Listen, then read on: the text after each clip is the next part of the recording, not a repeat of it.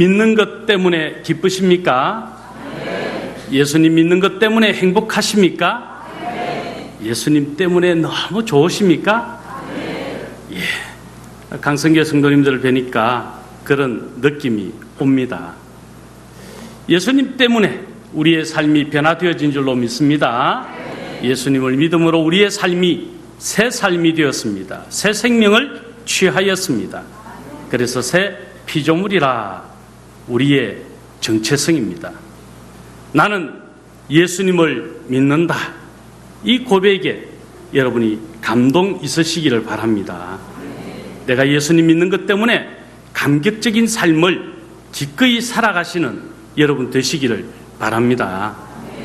예수님의 이름에 능력이 있습니다. 예수님의 이름에 구원이 있습니다. 예수님의 이름을 바라보고 부르짖는 자, 예수님을 믿음으로 그 이름을 고백하는 자, 예수 그리스도의 이름 앞에 나아가는 자, 오늘 찬양이 그랬죠? 뭐가 있다고요?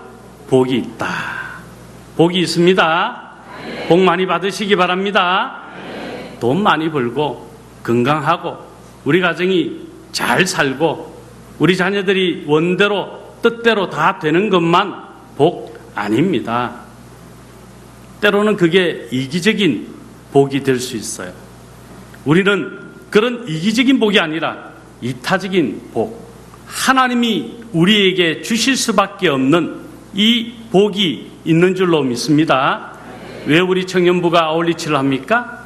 왜 빌립 전도대가 전도를 나갑니까? 힘든 일인데 그게 세상적인 가치, 세상적인 생각, 세상적인 어떤 이념을 가지고 만약 이해한다면 세상적인 기준 속에 사는 사람들은 이렇게 말할 겁니다.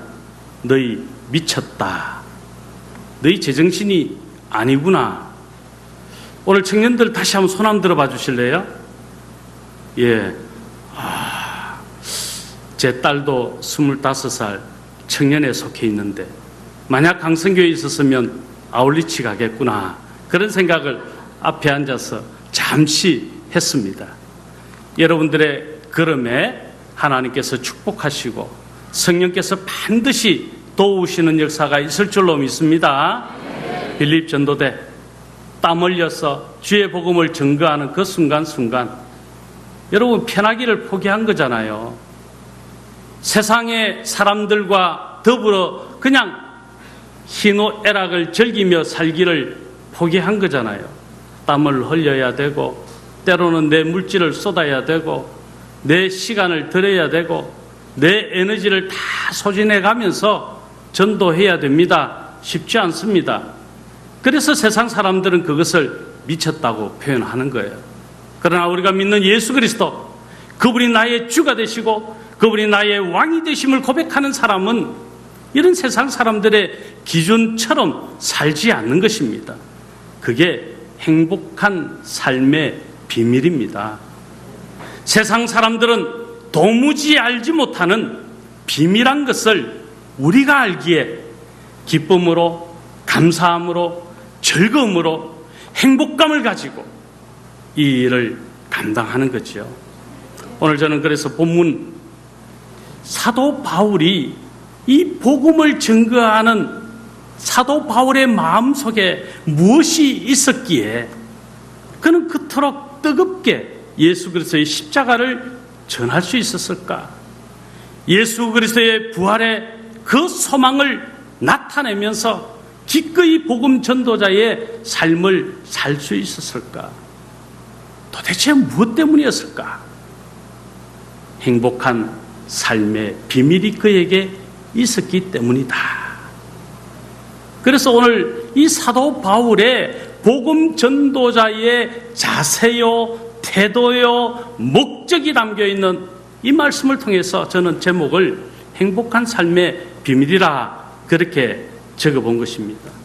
워렌 위어스비가 행복한 삶이란 무엇인가라고 이야기하면서 이런 정의를 내렸습니다. 의무감 안에서 기뻐하는 것이다. 여러분, 의무감이라 그러면 좀 무거운 듯한 느낌이 들지 않습니까?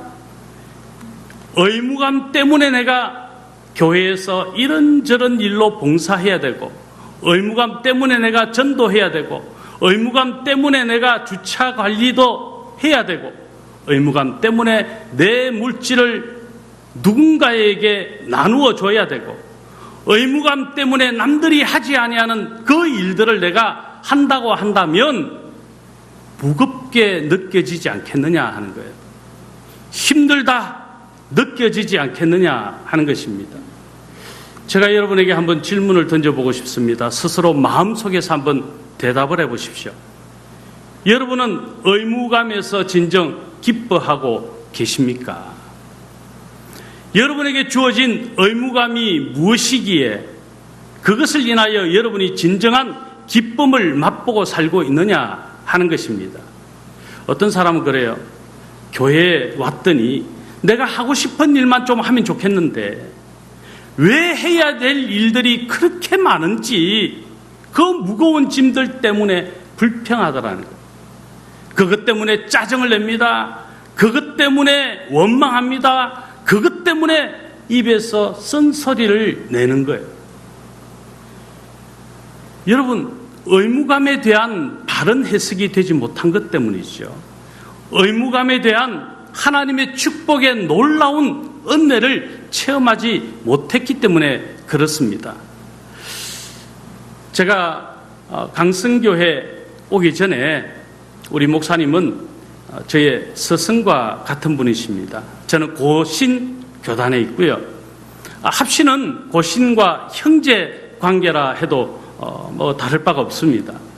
그래서 우리 목사님이 좀 더 가깝게 여겨졌는지도 몰라요.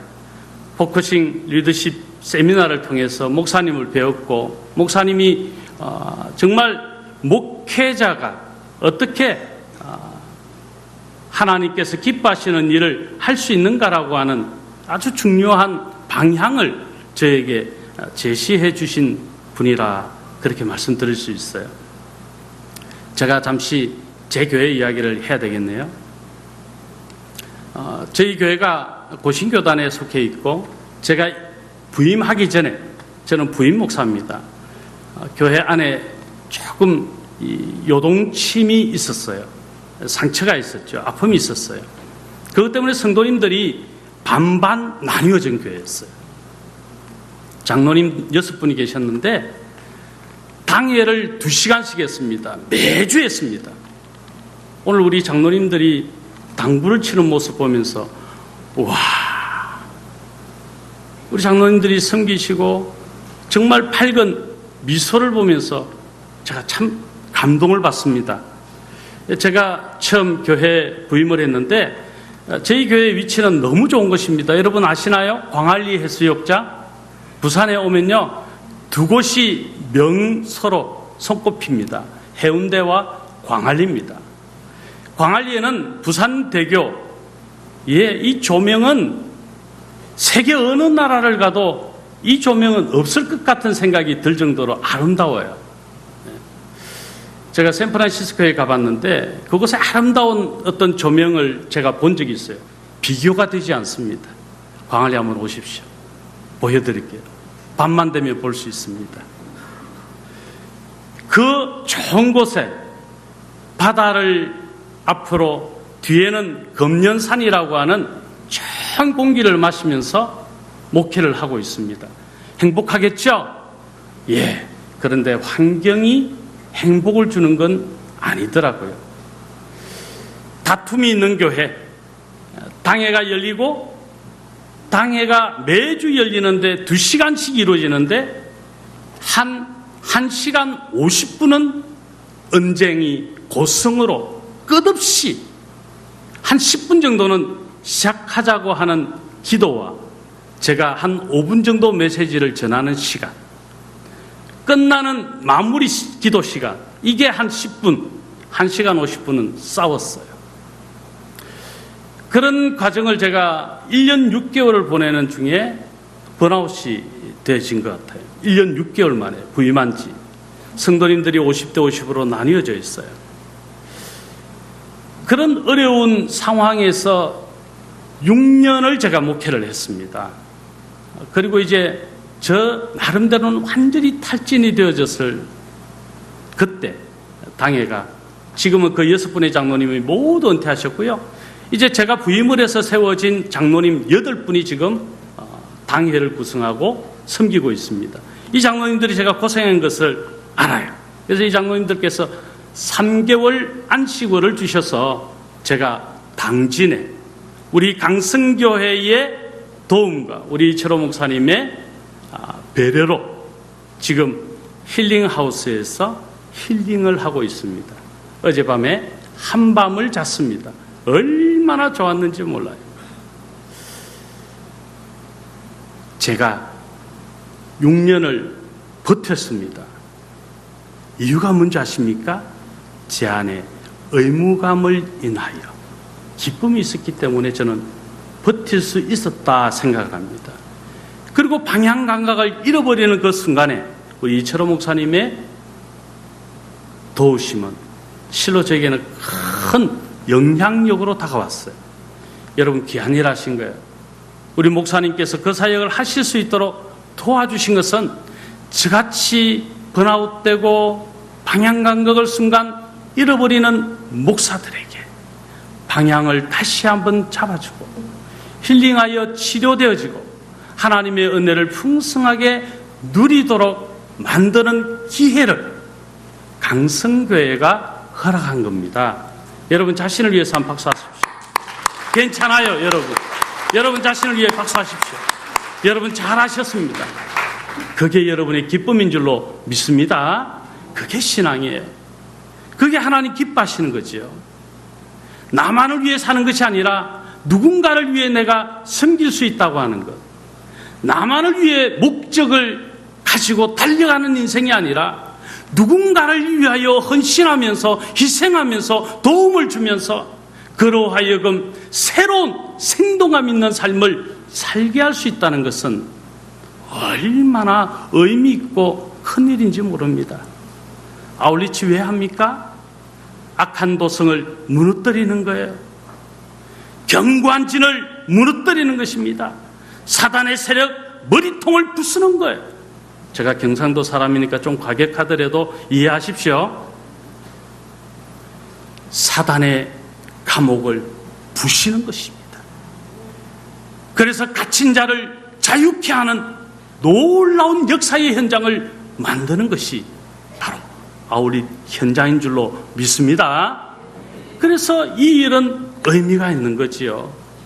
의무감이 기쁨이 될 이유가 충분한 것입니다. 예수 이름 한 분만으로도, 그 이름만으로도 감격적인 삶을 살 수 있는 것이 우리들 아닙니까? 그래서 사도 바울은 오늘 본문에서 정말 중요한 이야기를 하고 있습니다. 19절 말씀 우리 같이 한번 읽어보면 좋겠습니다. 다 같이 한번 19절의 말씀을 읽겠습니다. 내가 모든 사람에게서 자유로우나 스스로 모든 사람에게 종이 된 것은 더 많은 사람을 얻고자 함이라. 여러분, 사도 바울은요, 자유할 수 있는 권리도 있었고, 사도 바울은 속박받을 이유도 없었고, 사도 바울은 누릴 것만 그 앞에 놓여져 있었던 사람이었습니다. 예수 믿는 사람들 향하여 핍박하고 그들을 잡기도 하고 그들을 모진 고문과 감옥살이까지 그렇게 할 수 있는 권세도 있었습니다. 그런데 그 사도 바울이 누구를 만납니까? 부활하신 주님을 만나고 그 인생이 바뀌어졌어요. 180도 완전히 바뀌어진 인생을 삽니다. 사도 바울 하면 오늘 본문 20절로부터 나오는 실예가 나옵니다. 내가 종이 되었다라고 하는 이 표현에 대한 신뢰가 유대인 그들을 예수님께로 인도하기 위해서 내가 유대인 같이 되고 율법 아래에 있는 자들 같이 되고 율법 없는 자 같이 되고 약한 자 같이 되었다. 여러분, 어떻게 이것이 가능합니까? 여러 모양으로 내가 이 복음을 증거하는 일을 위하여 내 모든 것을 다 포기할 수 있었다라는 고백이에요.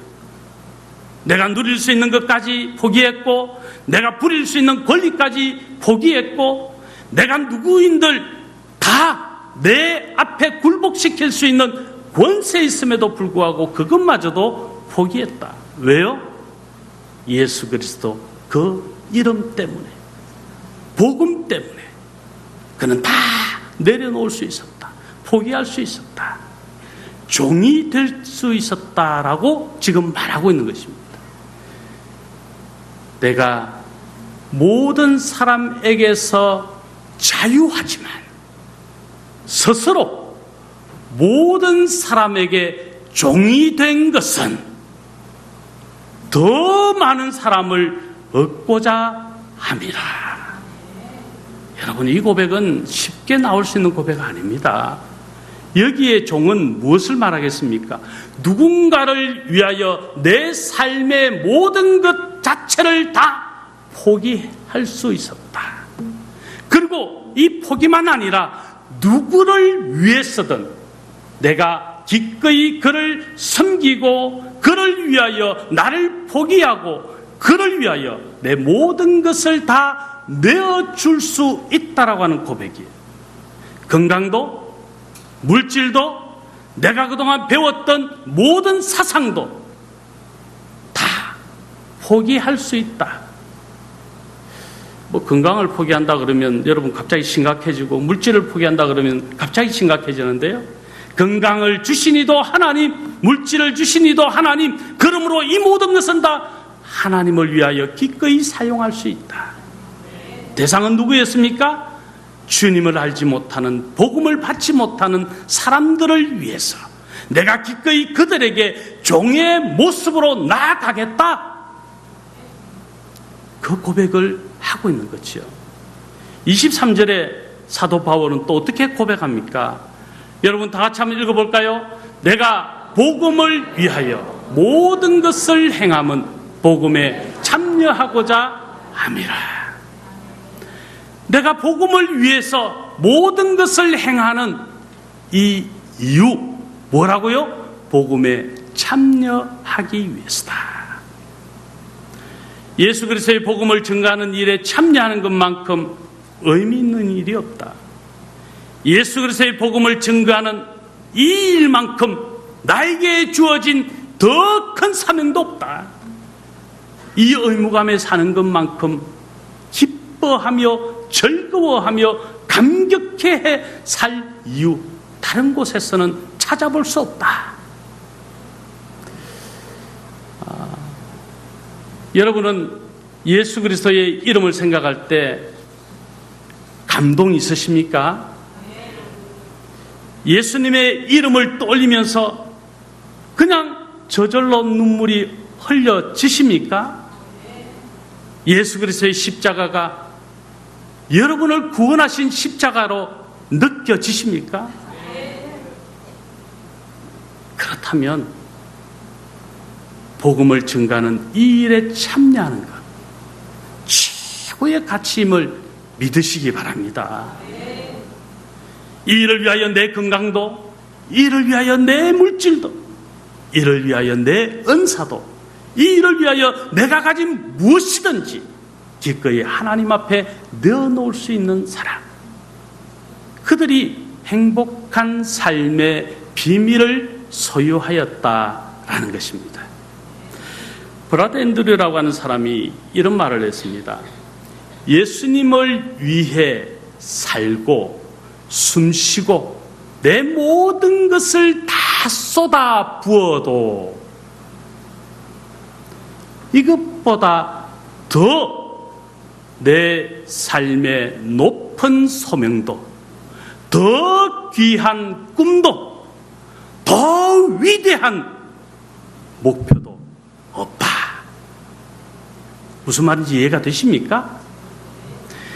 예수님을 위하여 사는 것, 이 가치가 실로 나에게 가장 큰 가치이기 때문에 나에게 어떤 이기적인 소명이 있어도, 나에게 어떤 귀한 꿈이 있어도, 나에게 어떤 위대한 삶의 목표가 있다 해도 이 모든 것이 예수님을 위한 것에 비교할 수도 없다.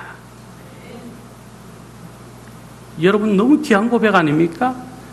근데 여러분, 이 고백은 우리에게 있어서 너무 단순한 고백이어야 되는 거예요. 왜 우리가 그렇게 살지 못하니까 이 고백이 귀한 것처럼 느껴지고 있습니다. 내가 예수님을 믿는다고 하면 누구든지 이런 고백을 할 수 있어야 되는 거예요. 내가 예수님을 믿는다고 한다면 누구든지 내 이기적인 소명을 포기하고 내 귀한 꿈도 포기하고 내 위대한 사업, 내 삶의 목표마저도 기꺼이 포기할 수 있어야 된다. 이것이 브라더 앤드류의 고백입니다. 우리 강성교회 모든 성도님들의 고백인 줄로 믿습니다. 그렇습니다. 바로 사도 바울이 무엇을 통하여 이런 고백 또한 할 수 있었을까요? 나는 종 되었다. 모든 사람에게 나는 종이다. 여러분, 사도 바울 하면 우리가 탁 느끼는 것은 무엇입니까? 유대인 중에 유대인이다. 사도 바울은요, 베냐민 지파에 속한 사람. 그래서 누구보다도 인정할 만한 유대인 중에 유대인입니다. 가마리엘 문화생으로서 그는 최고의 학식을 가졌던 사람. 그래서 어떤 바리새인보다도 바리새인인 사도 바울. 지금으로 따지면 여러분, 사도 바울의 가문이나 명성이나 스펙을 생각하면 누구도 사도 바울을 따라갈 만한 사람이 그렇게 쉽지 않을 정도의 사도 바울이라는 겁니다. 그럼에도 불구하고 그가 모든 것을 포기하고 자기 스스로를 종으로 만들 수 있었던 것은 바로 복음을 위하여 살았기 때문에, 복음의 가치가 얼마나 크고 놀라운 것인가를 알았기 때문에 그 복음 앞에 그는 굴복했고, 그 복음 앞에 그는 포기했고, 그 복음 앞에 그는 기뻐할 수 있었다. 예수님을 위해 여러분 무엇을 지금 드릴 수 있는 준비가 되셨습니까? 오늘 오전에 목사님 말씀을 들으면서 제 마음속에 다시 한번 확인하게 된 것이 있어요. 그래, 내가 예수 믿음으로 하나님의 자녀 되었는데 그것만으로도 내가 누릴 권세가 엄청난데, 영접하는 자 곧 그 이름을 믿는 자들에게는 하나님의 자녀가 되는 권세를 주셨다고 성경은 분명히 약속하셨는데, 나에게 주신 이 놀라운 하나님이 주신 권세, 이것을 가지고 나는 지금 무엇하고 있는가? 순간 잠시 생각했어요. 그래, 나에게 주신 이 권세, 또 하나님이 주신 특별한 사명, 목사로서 내가 뭘 해야 할까? 이 3개월의 안식월을 지나면서 나는 어떻게 하나님 앞에 더 준비되어져야 할까? 잠시 오늘 말씀을 들으면서 제가 깊이 한번 생각하면서 하나님이 나에게 원하시는 사인을 한번 간절하게 바라는 시간을 잠시 가졌어요. 기도 시간에. 성도 여러분, 오늘 사도 바울의 고백이 여러분의 고백인 줄로 믿습니다. 그렇습니다. 이 브라더 앤드류의 고백도 우리의 그냥 일상적인 고백이어야 되는 것입니다. 워렌 위어스비가 고백한 것도 마찬가지죠. 행복한 삶의 비밀은 의무감 안에서 주어진 기쁨. 의무감, 복음이라고 하는 이 복음의 놀라운 은혜를 우리가 담았다면 이 복음의 감격으로 가지고 우리가 기뻐할 수 있다. 그것 때문에 무엇이든지 할 수 있는 이유 충분하다. 그런 여러분 다 이신 줄로 믿습니다. 찬양도 오늘 너무 은혜로웠고요. 교회 분위기가 너무 따뜻해서 제가 너무 감동을 받습니다. 다음 주에도 드리면, 이번 주 안에는 내려가야 됩니다. 다시 한번 제가 여러분에게 축복하고 싶어요. 강성교회 모든 성도님들, 예수 이름의 권세로 사십시오. 그분이 주시는 평안을 취하십시오. 그분이 주신 은혜에 감사하십시오. 그분의 십자가, 여러분도 의무감으로 질 수 있다고 오늘 목사님 오전 예배 설교 마지막에 결단해야 된다 그랬잖아요. 결단하십시오. 나도 내가 져야 될 십자가 지겠다. 아니 그러면 목사님 제가 정말 십자가에 못 박혀야 된다는 말입니까? 라고 어리석게 이야기하실 분은 아무도 없으실 줄로 믿습니다. 무슨 십자가 져야 합니까? 복음의 십자가를 지십시오. 복음의 놀라운 감격 속에 살아가십시오. 왜 그러면 사도 바울이나 위대한 성경의 인물들이, 그리고 위대한 신앙의 선배들이 이 복음의 능력으로 그렇게 살 수 있었느냐 하는 것입니다. 어떤 모양으로든지 이 복음을 증거하는 일을 위해서 기꺼이 살 수 있었는가 하는 것이죠. 저는 이것을 핵심적으로 말씀을 전하고 싶어요. 바로 해피엔딩의 소망이 있었기 때문이다. 해피엔딩의 소망이 뭘까요? 부활의 감격. 다시금 이 땅에 반드시 오실 예수 그리스도, 그분을 바라보는 소망입니다. 하나님의 기쁨을 위하여 내가 무엇이든지 할 수 있는 것을 말합니다. 자, 내가 이 건강을 다 내어놓으면서까지 나에게 주신 은사, 달란트, 이 모든 것을 다 복음을 위해 살 수 있는 이유. 왜 세상 사람들이 이야기하는 미친 것 같은 행동을 취하면서까지 내가 복음을 위해서 살아야 되는가? 바로 해피엔딩의 소망이 있기 때문이잖아요. 하나님이 상 주실 것을 바라보기 때문에 안 그렇습니까? 예수 그리스도로 말미암아 이루어질 최후의 승리가 우리의 믿음의 고백이기 때문에 그런 거예요. 이게 없으면 못하는 거지요. 교회에 왜 내가 해야 될 일이 이렇게 많은가 불평하게 되는 거지요. 왜 내가 이 일을 해야 되지? 내가 왜 찬양해야 되고, 내가 왜 전도해야 되고, 왜 내가 교사해야 되고, 왜 내가 봉사를 식당에 주차관리 이런저런 일로 해야 되지?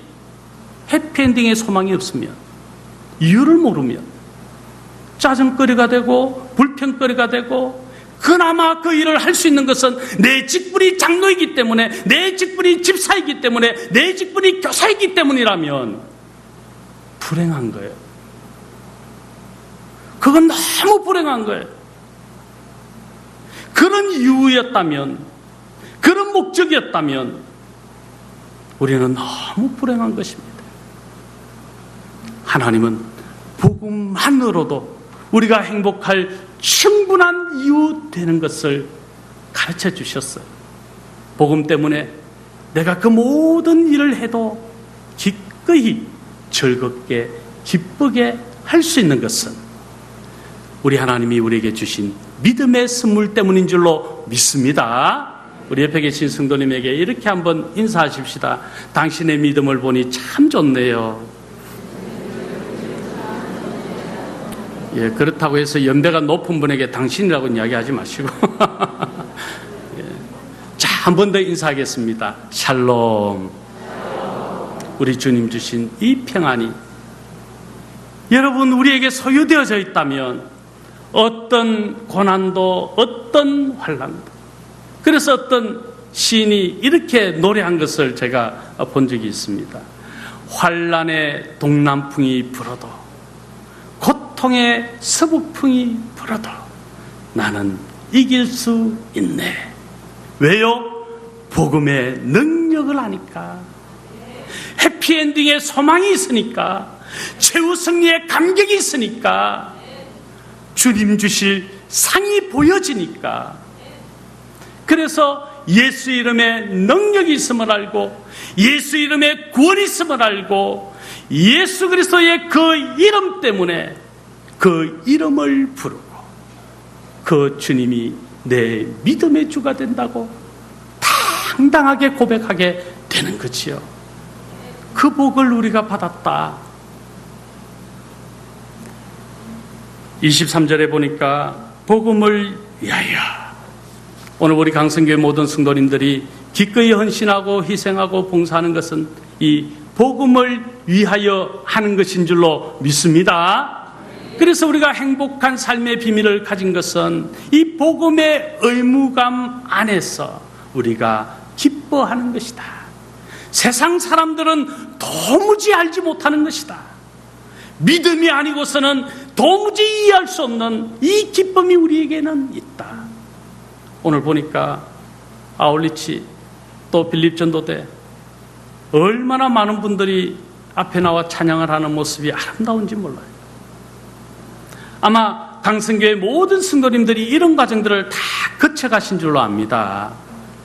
여러분, 이 일은 중단할 일이 아니고요, 이 일은 멈추어 설 일도 아니고요, 이 일은 반드시 우리가 기쁨으로 해야 될 일들인 줄로 믿습니다. 제가 청년부 때 일이죠. 대학부에 속해 있을 때입니다. 그때는 정말 주일학교 교사를 하는 것이 그냥 기쁨이었어요. 제가 교사를 가만히 보니까 중3 때부터 보조교사를 했더라고요.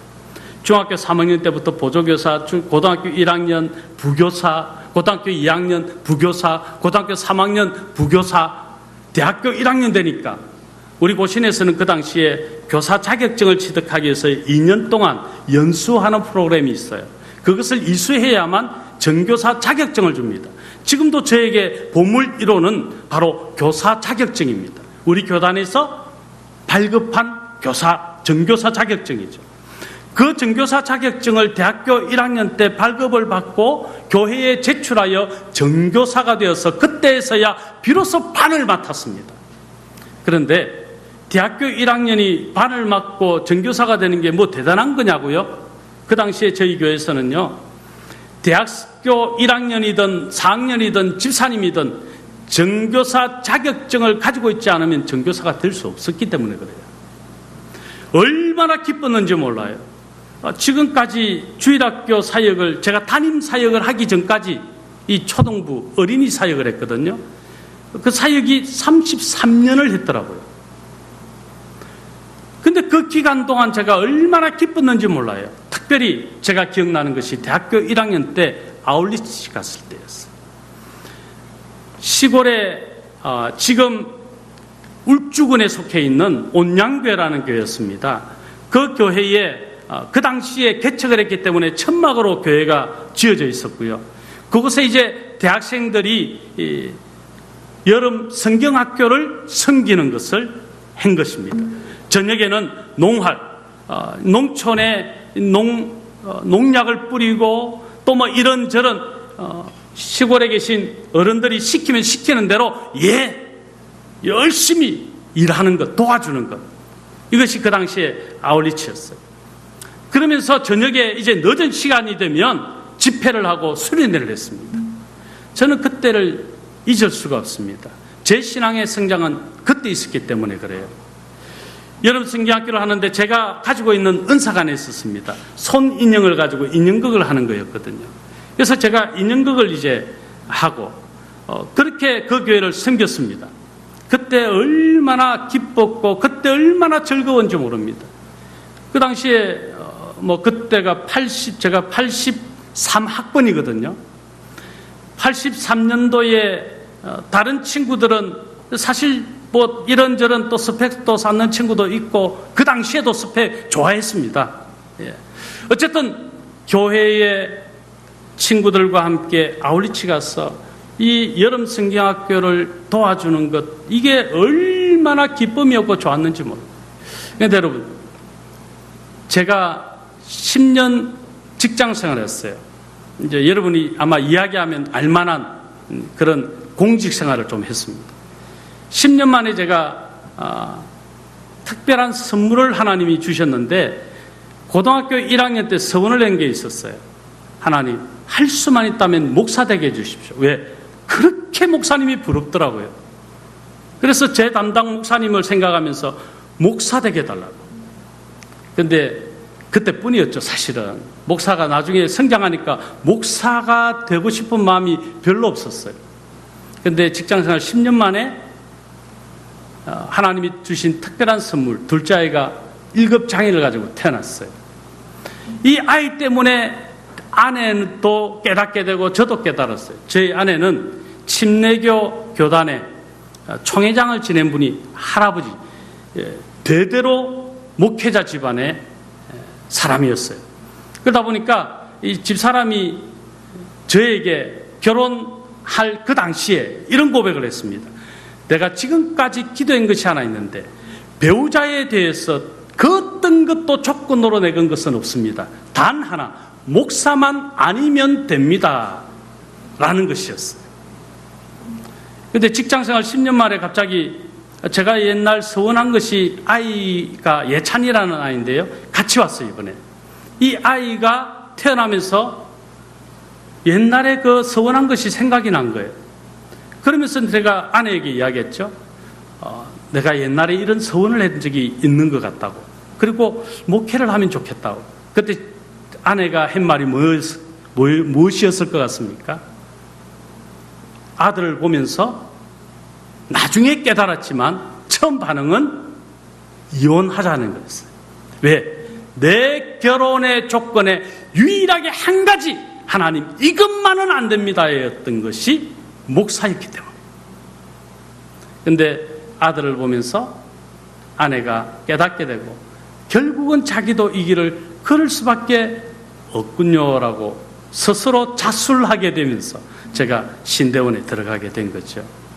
신대원에 들어가서 제가 첫 번째 갔던 사역지가 어디였을 것 같습니까? 바로 아울리치 갔던, 첫 번째 아울리치를 갔던 울주군에 있는 온양교회의 전도사로 부임을 한 거예요. 저는 전혀 몰랐습니다. 그때 그 교회 이름도 몰랐고요. 교회가 그 당시에는 제가 전도사로 부임했을 때는 이런 하드웨어가 어느 정도 갖춰져 있는 교회였기 때문에 제가 그때 아울리치 갔던 여름 성악교를 섬겼던 교회라고는 생각도 못했어요. 그런데 수석 장로님이 저를 기억하신 거예요. 전도사님이 예전에 여름 성경학교를 섬겨주고 천막교회일 때 우리 교회 오셔서 봉사해 주신 것을 혹시 기억하시냐고 물어서 그때 돼서야 알았던 거죠. 지금 생각하니까 그게 얼마나 제게 큰 복이었는지 모릅니다. 하나님 감사합니다. 저의 미력하지만 그때의 잠깐의 섬김도 하나님은 다 기억하고 계셨네요. 그리고 그 교회에서 얼마나 큰 사랑을 받았는지, 그것 때문에 받았던 사랑이 얼마나 컸는지 모릅니다. 목사님, 제가 전도사니까 집이 좀 멀리 있었어요. 사택을 줄 수는 없었던 교회였기 때문에 멀리서 교회에 출근을 하고 일을 해야 되는 것입니다. 근데 토요일이 되면 이제 가족들을 다 데리고 교회로 와야 되는데 잘 곳이 없어요. 담임 목사님이 안방을 내주었어. 매주 토요일마다 우리 가족들이 담임 목사님 안방에서 기거하며 생활했어요. 그 목사님 지금 제가 얼마나 또 존경하는 목사님인지 몰라요. 담임 목사님이 그렇게 하는 게 쉽지 않잖아요. 근데 전도사를 위해서. 그런데 그게 대학교 1학년 때 그 섬겼던 것을 그분이 기억하시고 인정해 주시고 큰 배려를 해 주시고, 성도님들은 또 얼마나 저에게 사랑을 베풀어 주셨는지 김장을 담그면요, 거짓말 정말 안 보태서 키가 제 눈높이에 오는 단지 2개의 김치를 가득 담아서 트럭에 실어 저의 사택에 배달해 주었습니다. 아니, 제 집 식구들이 얼마나 된다고 이만한 높이의 단지 2개에, 왜? 거기에 옹기를 만드는 마을이었거든요. 남창이라는 마을입니다. 그래서 옹기가 많아요. 단지가 요만한 단지를 2개의 김치를 가득 실어 보내준 거예요. 트럭에 실어가지고. 예, 집안 사람들 전부 다 나누어 주고도, 또 주변의 이웃들을 또 김치를 나누어 주고도 남아서 넉넉하게 겨울을 보낼 수 있었던 그런 사랑을 받았어요. 하나님은 하나님의 일을 하는, 복음을 위하여 헌신하는 자를 반드시 기억하신다. 제가 몸에 전율이 이렇습니다. 우리 하나님은 분명히 셈에 대하여는 철두철미하시구나. 하나님이 갚지 않으시는 것이 없으시구나. 나는 조그마한 것을 했는데 하나님은 큰 것으로 갚아주시구나. 제가 믿는 하나님이 우리 강성교회 모든 성도님들이 믿으시는 하나님이신 줄로 믿습니다. 제가 믿는 예수 그리스도의 십자가의 복음이 동일하게 우리 모두의 능력이 되는 줄로 믿습니다. 그렇습니다. 복음. 그래서 사도 바울이 이런 고백을 합니다. 고린도전서 15장 54절 57절을 제가 한번 읽어드릴게요. 이 썩을 것이 썩지 아니함을 입고 이 죽을 것이 죽지 아니함을 입을 때에는 사망을 삼키고 이기리라고 기록된 말씀이 이루어지리라. 그러면서 57절의 성경이 이렇게 말합니다. 우리 주 예수 그리스도로 말미암아 우리에게 승리를 주시는 하나님께 감사하노니. 해피엔딩의 소망이 없다면 우리가 어떻게 진심으로 감사할 수 있겠습니까? 해피엔딩의 소망이 없다면 우리가 어떻게 이 어렵고 힘든 일을 할 수 있겠습니까? 해피엔딩의 소망이 없다면 우리가 어떻게 땀을 흘리고 어떻게 내 소유를 내어놓고 어떻게 내 건강까지도 다 내어놓을 수 있겠습니까? 성경에 보니까 사도 바울은 어떤 모양이든지 다 취했어요. 유대인같이도 됐고 율법 아래에 있는 자같이도 됐고 율법 없는 자같이 이방인들같이도 됐고 믿음이 없는 약한 자들을 위해서 그들의 눈높이에 서서 예수 그리스도의 복음만이 능력임을 자랑하면서 살아갈 수 있었던 사도 바울. 기꺼이 종의 길을 자청했던 사도 바울. 왜요? 해피엔딩의 소망이 있었기 때문에, 최후 승리의 감격이 그에게 있었기 때문에, 하나님이 주실 상이 얼마나 크고 놀라운 것인가를 알았기 때문에, 저에게 하나님이 조그만 것이지만 하나님이 다 기억하시고 갚아주신 것을 생각하면 온몸에 전율이 일 수밖에 없는 이것을 하나님이 보게 하셨는데, 언젠가 때가 되면 내가 실로 상상하지 못했던, 내가 예측하지도 못했던, 생각하지도 못했던 놀라운 상을 가지고 우리에게 안겨주실 것을 내가 믿는다면 여러분의 헌신이 짜증이 아니라, 불평이 아니라, 원망이 아니라 기꺼이 기쁨이 되어질 수 있는 줄 믿습니다.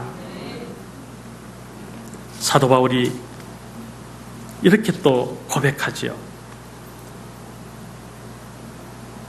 21절 우리 이 말씀들을 제가 좀 시간이, 목사님께서 시간은 언제까지 하셔도 된다고 하셨는데 가만히 보니까 시간이 좀 많이 지나간 것 같아요. 그래서 조금 이제 마무리를 좀 하겠습니다. 마무리 해야 되겠죠? 고린도전서 8장 9절에 보니까 그런즉 너희의 자유가 믿음이 약한 자들에게는 걸려 넘어지게 하는 것이 되지 않도록 조심하라.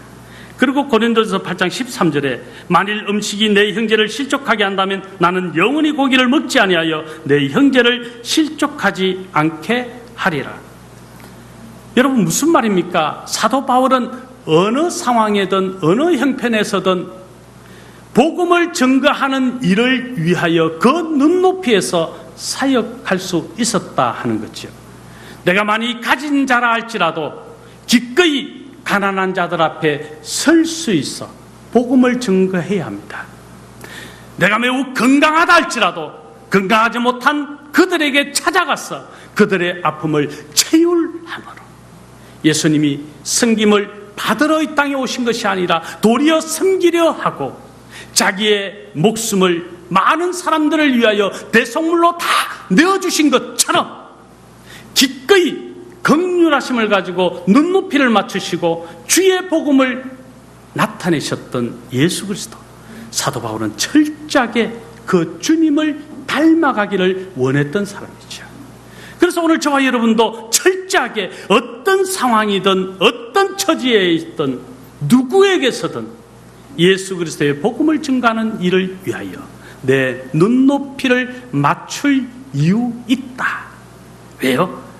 우리에게 주어진 이 의무감 안에서 기쁨이 있기 때문에, 해피엔딩의 소망이 더 크고 더 감격적이기 때문에, 이것이 더 실로 큰 가치이기 때문에 내가 비록 지금 포기함이 있다 할지라도 감당할 수 있다. 그거죠. 제가 최근에 읽었던 팀 켈러의 여러 책들이 참 요즘 많이 베스트셀러가 되고 인기가 있습니다. 마가복음을 강해한 왕의 십자가라고 하는 이 팀 켈러의 책에 두 번째 파트의 마지막 챕터 9번째에 이런 내용이 한번 있는데 제가 한번 읽어드릴게요. 고난이 왜 그리 힘들까요? 장애와 질병이 왜 그리 힘들까요? 자신의 돈과 평판, 목숨이 걸린 상황에서 옳은 일을 하기가 왜 그토록 어려운 것일까요? 자신의 죽음 혹은 사랑하는 이의 죽음이 왜 그토록 가슴 아픈 것일까요? 이 망가진 세상이 전부라고 믿기 때문입니다. 왜 교회 사역이 힘들고, 왜 교회 사역이 짜증이 나고, 왜 아울리치에 나는 가지 못하고, 남들이 하는 것이 왜 질투가 나고 왜 시기가 일어날까요?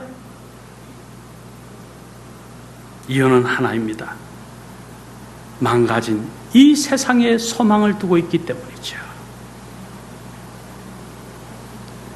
해피엔딩의 소망이 아니라 이 세상의 기준 속에서 이 세상을 쫓고 살아가니까 그런 거죠. 그래서 그는 이렇게 말을 이어갑니다. 그렇습니다. 이 세상이 유일한 세상이 아닙니다. 이 몸이 유일한 몸이 아닙니다. 이 삶이 끝이 아닙니다. 언젠가 완벽한 삶을, 진짜 삶을 얻을 것입니다. 이 사실을 생각하면 남들이 우리를 어떻게 대하든 상관이 없습니다. 이 사실을 생각하면 모든 걱정이 순식간에 사라집니다. 아무리 최악의 상황 가운데서도 기쁨과 소망으로 충만할 수 있습니다. 말씀을 우리 목사님은 결론을 내리겠습니다라고 하셨는데, 결론을 내리겠습니다. 내가 어떤 모양으로든 복음을 위하여 기꺼이 기쁨으로 살 수 있는 이유,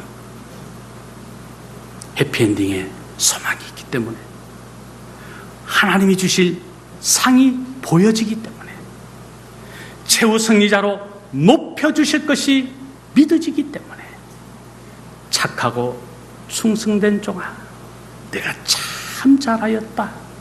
내가 잔치를 크게 열었으니 이 잔치에 나와 함께 하자꾸나.